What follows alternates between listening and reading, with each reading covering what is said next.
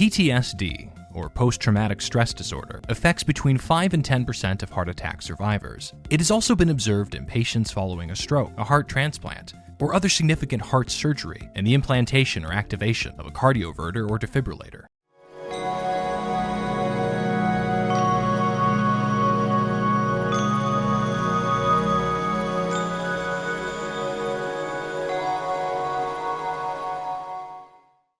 Scope Care was founded to assist caregivers, family, friends, and patients undergoing and recuperating from major heart surgery. It is a specialized organization that focuses solely on the cardiac rehabilitation process, providing healing gardens, online resources, meal plans prepared by medical and healthcare professionals, and counseling and support for patients and their loved ones on a holistic recovery journey. Almost everyone experiences post-traumatic stress after a heart attack, sudden cardiac arrest, stroke, or surgery. These are tremendous shocks to the system and the mind that often necessitate a massive readjustment to who you are and what you've been doing. That's from Leonard Dofler, a psychologist who has studied the ties between heart disease and PTSD since the mid-1980s. Most people recover and readjust by leaning on their inner strength, faith, family, or other sources of support. Indeed, for some people, a heart attack or stroke serves as a wake-up call to assess their situation and make positive adjustments in their relationships and health. Others succumb to depression. PTSD harms the body, as well as the mind and relationships. Reduced physical activity and failure to take critical medications can lead to another heart attack or stroke. Horticultural therapy has been used to help patients reach therapeutic goals through gardening and plant-related activities since the 1800s.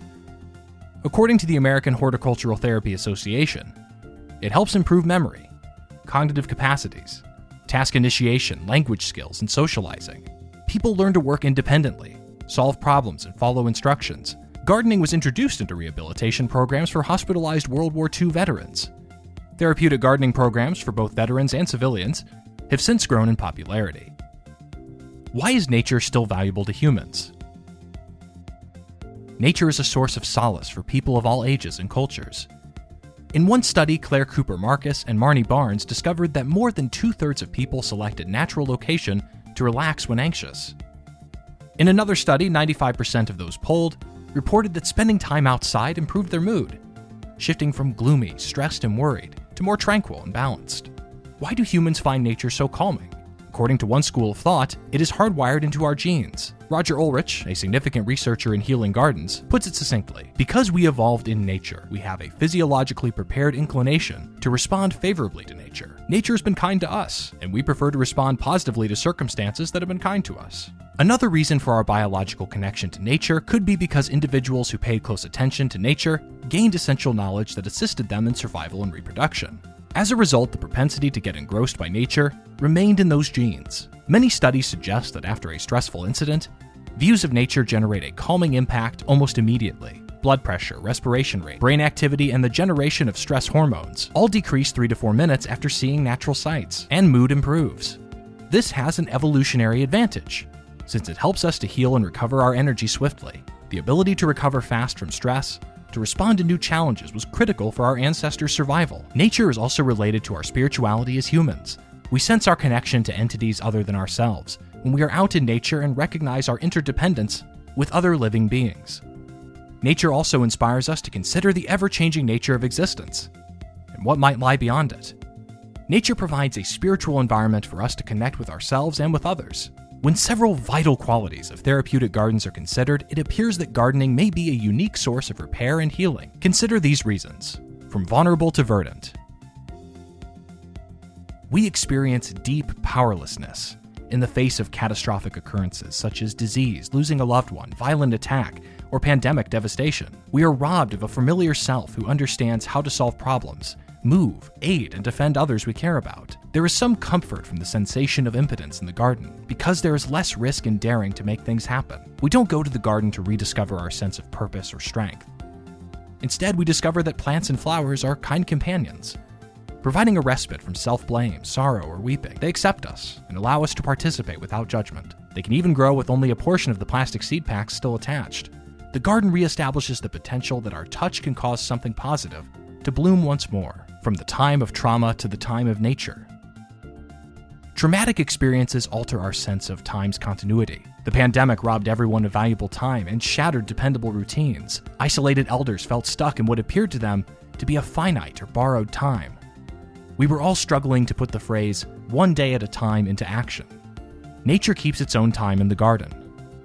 Blossoms among a pile of shattered tree branches after a storm. And the daffodils bloom on time, even though the world appears to be out of whack.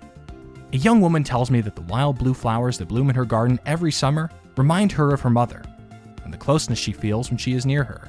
Gardening, whether conscious or unconscious, begins to loosen the way trauma locks us into unpleasant moments. From negative sentiments to natural sentiments. Because we respond to traumatic events with the human survival responses of fight, flight, or freeze, trauma experts such as Bessel van der Kolk and Peter Levine argue that we suffer because we are unable to shake off the body's readiness for danger, or the traumatic memories carried in flashbacks, tactile sensations, or sensory reactivity to reminders of the event. Gardening's physical labor helps the body redirect hyperarousal, experience movement, heavy breathing, and even perspiration for a good reason. The perfumes, visual beauty, and physical contact inherent in gardening are effective antidotes to the unpleasant experiences that re-terrify and feed avoidance of life after trauma, from lost to found in nature. Trauma specialist Robert Stollerow reminds us that a dreadful sensation of estrangement and isolation underpins the experience of psychological trauma and jeopardizes connection and recovery. A lost relationship with oneself is central to this sensation of detachment. By forgetting oneself at the moment, one might find and rejuvenate oneself in the garden. When in a flow state, often known as being in the zone, one does not feel alienated or alone. It is a mental state in which a person is completely involved in an activity with a pleasant, enthusiastic focus, much like a runner discovering a new path, or an artist losing time in the world of her creation. Becoming lost in gardening represents a connection beyond consciousness, the opportunity to experience a self beyond grief and loss, from assaulted belief to nature's rebirth. While spirituality is a crucial resource for many people following a tragedy, others believe that what has happened throws faith in God into question. Some people who believe their beliefs have been challenged are deprived of their customary source of hope and comfort in times of distress. There is no organized religion in the garden. The effects of being immersed in nature are frequently described as transforming the heart and soul. Such transition may feel sacred to some. Being in nature often rekindles or redefines belief, whether it transforms or inspires. Therapeutic gardens help to alleviate stress and develop a sense of well-being. This results in significant psychological, physiological, and behavioral benefits, such as decreased anxiety, melancholy, and other negative moods, lower blood pressure and increased immunological function, and improved adherence to the treatment protocol.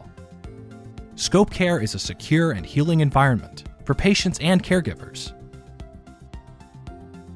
seeking to make every part relatable and motivating. From new and educational social material to stress-relieving walks through the green spaces. Subscribe to see more videos like this.